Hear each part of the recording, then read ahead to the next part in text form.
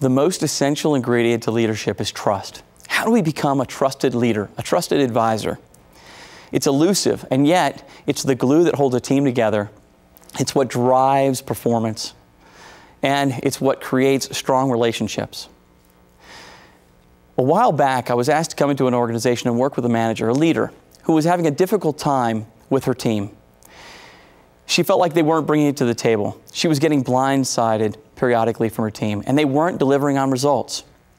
She thought the issue was with them. But the more I looked into it, the more I dug, and the more I found out, the more I realized she was challenged herself. She wasn't driving trust across her team. Let me tell you what was going on. They would come into her office and they'd try to have a conversation with her. And while they had that conversation with her, she was focused on other things. She was focused on her work on the table, on the desk. She was looking at email. She may even be listening to a voicemail. She was multitasking, something that we all do. And yet, when we do that, we lose details, important details. And so a day or two later, when people had taken action on the discussion they had in that meeting, she may remember it differently, or might not even remember it at all. She saw that as a betrayal from her team, and her team saw that as her not delivering on her credibility. They couldn't believe what she said. She wasn't reliable, and she lacked authenticity. They had to second guess what it was that she wanted, and they were never sure, and it was difficult to predict. Essentially, she was oriented around herself, her work, her stuff, and they needed her to be focused on them, on that moment in time when they came to talk with her. See, that's what trust is all about. It's a mindset. Am I self-interested, or am I interested in others? Am I focused in the moment, in the present, on who is in front of me and what they need?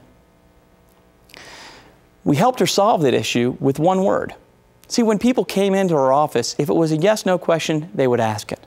But if they had a conversation they needed to have with her, they just needed to say, tabletop. And that was her signal. Her signal to either set an appointment up with them when she could focus on them, or to leave her desk and go to a separate table and have a conversation with them where she could focus on that other person.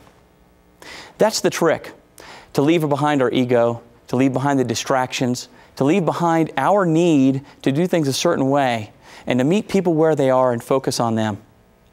One way you could do that is to set up 2 flip charts in an office. Give people a week to fill those flip charts out.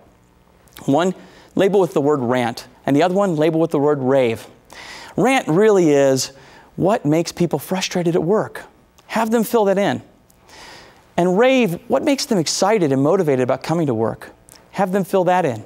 The idea is after a week to take a look at those flip charts and leverage what's on the rave flip chart and eliminate or reduce what's on the rant flip chart.